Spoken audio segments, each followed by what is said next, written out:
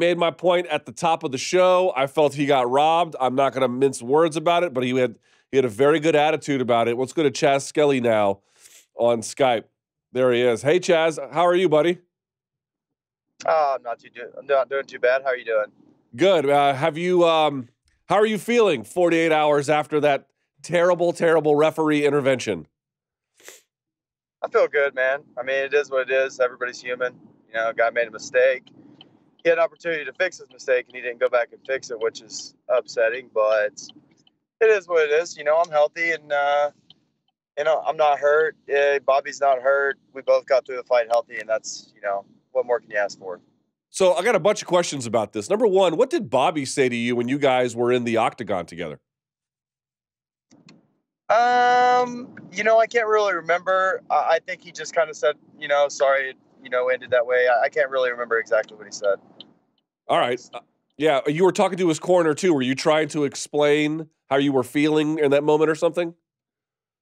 Yeah, I was just trying to, I guess I was just trying to give an explanation to anybody who would listen at that point. But yeah, I was just letting him know that, I wasn't out at all. And I felt like I was past the hardest part of the choke. I felt like I was relaxing. I was to the point where I could relax, and it was just a matter of time before I was getting out of there. But I think that, when you're talking to somebody like Ben Henderson, you know that he's been in that a million times before, and he already knows. He knows how to defend that choke. He knows what was going on. I've literally watched him, just wait out chokes before. I mean, that's kind of what he does. He's really hard to choke too. So, I don't think there was too much explaining that I needed to do to them, but I think I just kind of, I was just giving them an explanation of what I was feeling. All right, let me go through this. Number one, I went back and I watched this tape about a gazillion times. Your arm was loose, but I don't think it was limp.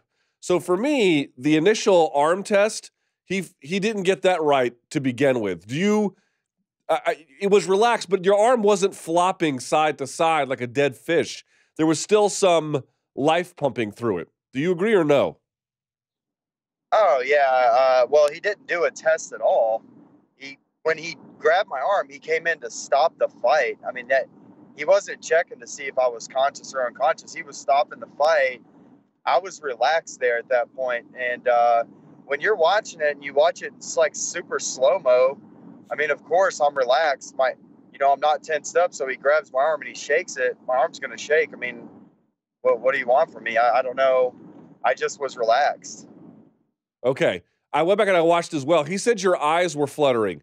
I don't know how that's possible because your eyes were kind of clenched shut. Not shut, but clenched shut. Like the musculature in your face was like grimacing. So how can your eyes be fluttering? Yeah, I don't know. I think I'm going to be honest. Like I said, the guy's human and he made a mistake, but I think he was just kind of looking for any excuse to oh God, I'm sorry. I thought you were out.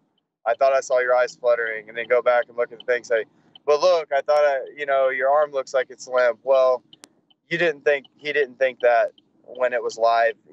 He never said anything about my arm being limp or anything like that until he went back and watched the replay in super slow-mo when he didn't even do an arm check. He was just coming in to stop the fight. But, whatever. I don't know. As far as the eyes are fluttering, I saw an angle where it looked like you could see me blink. Yes. So, I mean, I guess maybe that could be what he's talking about. Yeah, but blinking's not like the eyes rolling back in the head. I mean, you can tell the difference, Now, be honest, that choke did look tight. How tight was it? When he first sat with it and my arm was across my body, it was tight. Once I rolled and I walked away from his feet, it got looser. When I extended my arm, it got loose enough to where I could breathe just fine, and I was relaxing. At that point, the only way he would have been able to finish that choke at that point would have been to lace my leg, but I wasn't going to let that happen. I was going to keep walking away. I mean, that's a choke that I hit every single day. I mean, that's my favorite choke. The choke that he hit right there, that's my favorite choke. And I've been there a million times. I've been on where he was at a million times. I've been where I was at a million times. And, you can finish that choke without getting the leg sometimes, but it wasn't going to happen there. I was already too far out. I had already got my arm back across my body, extended my arm, created space, and he had already actually relaxed a little bit on the choke too. So, You know, it's interesting. I always tell people this. You just mentioned it. Like, you can get the choke from the position that he had it. It is possible. But usually when you see two fighters or two grapplers and they're doing the Three Stooges bit where one can't really catch the other and they're kind of just rotating in a circle, that usually yeah. tells you that something is missing from the position in order to make it sealed shut. Yeah, and he wasn't even bridging his hips up to get that leverage right there. He was just squeezing with all arms. I think that's the most upsetting part about it for me, is because I feel like once he let go of that, I was going to be in a really good position with over 2 minutes left in the round to work, and he was going to have gassed out arms, and when I got top position in the first round, I stayed there on his back the entire time. So it would have been, I think it was going to be another long round for him once I got out of that position. Now, did UFC talk to you about what happened? No, not really. I had a little text back and forth with Dana and Sean, and Dana White and Sean Shelby, and they're both on my side. They say it was a bad call by the ref. So hopefully we'll get to run it back. I haven't asked them anything about a rematch or anything like that. I figure I really want to figure out. I did ask about the pay because I don't care to get it turned to a no contest if they're going to take his win bonus. I mean, I'm not taking money out of anybody's pocket, but just to change a W or an L on my record, I mean, that doesn't matter to me. But if they do let him keep his money, and it gives me a better chance of getting a rematch, if the commission says that it should be a no contest, then I would like to appeal that. Let me ask a question. Yeah, let me ask a question. It's a bit of a side question, and I mean this sincerely. Mm-hmm. A lot of fighters I've talked to would be irate, and you certainly are bothered by what happened, but you seem quite calm and reasonable and, to be honest, friendly about Bobby Moffett and the money that is coming his way. How was that possible? It's not his fault. I mean, he just got out there doing his job. I was out there doing my job. There was one person in the cage that wasn't doing a good job at their job, and it ended up costing me, but that's not his fault. I don't have anything to hold against him. This is just a job to me. I don't dislike the guy. I actually think he's probably a really nice guy. I like his camp out there. Ben Henderson's always been a super nice guy to me. And yeah, I mean, what am I? I'm not going to cry about it. I'm just going to move forward. I mean, I put in a lot of work. This was an emotional fight for me, considering I had the injury. I came back. It was a hard camp for me, very hard. It was a hard weight cut for me, and I'm happy to be healthy, and to be able to just jump right back in the gym and stay in shape and build off what I have right now. What was so hard about the camp and the weight cut? Was that there was time off?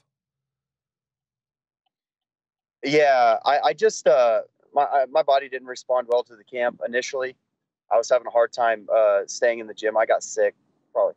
I got a real bad chest cold, followed by a staph infection, followed by a sinus infection. And just like, I felt like 8 weeks of this camp, I was just sick the entire time. I was still putting in work, and I was still in the gym all the time and working as hard as I possibly could, but it just wasn't, luckily my coaches were really patient with me, and my training partners were pushing me hard because this one would have been a hard one to do on my own, without a bunch of great support. So it sounds like what you're not going to do is appeal to the commission. I'm going to appeal to the commission as long as I know that he's not going to get his money taken away if it turns into a no contest. But if he gets to keep his win bonus and everything's good, all the money's in his account and it stays there, then yeah, I mean, I'll appeal it. The red Jeep. Yeah, I'll appeal because I want the rematch. I want the no contest. I think I'd have a better chance of getting a rematch like that. What is the UFC telling about that? If they just tell me they'll give me a rematch without the no contest, then I don't really even care. Like, to be honest, what's it mean to me? It's a W or an L on a piece of paper. I mean, I don't give a shit about that. Right. The damage has already been done. What I care about is getting paid.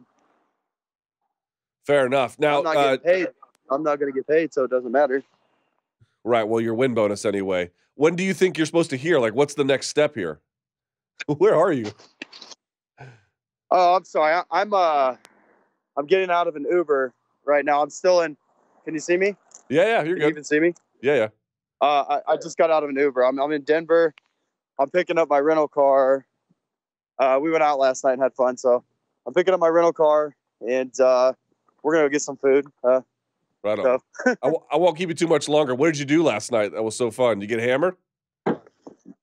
Oh yeah, of course. We went to, I don't know, we went to a couple bars. We ended up going to a karaoke bar and singing our hearts out. You know, just gotta leave it all out there. Gotta grab a mic and leave it all out there sometimes. You know. What is the Chaz Skelly go-to at the karaoke bar? Like, what's your song? Oh, "Fuck Her Gently" by Tenacious D. I rock the house every time. It gets the people going.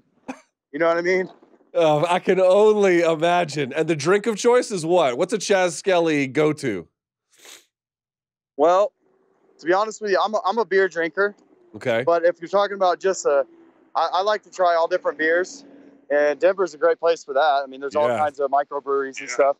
But if you're talking about just a regular light beer, I drink Coors Light, but I like all beers though, to be honest. You know what? That's the right answer. I like all beers. All right, man. Well, I'll let you. We'll let you go here because I know you're busy with the fam. But Okay. You're not bitter. It sounds like, but you are looking for a rematch. How soon could you get back in there? Let's say they could give you one without affecting his pay. I would jump back in there in December, or whenever they wanted. I mean, okay. I'm in shape. I feel good. I had no injuries from the fight. I mean, I could literally go next weekend if they wanted me to. All right, man. Well, look, we appreciate your time, Chaz. I'm sorry it went that way. I think you got wronged, but you got a great attitude, and it sounds like some Tenacious D helped heal the soul. That's right. All right. Well, thanks a lot, man. I appreciate it. Yeah, thank you, Chaz. Take care, buddy. There he goes. All right.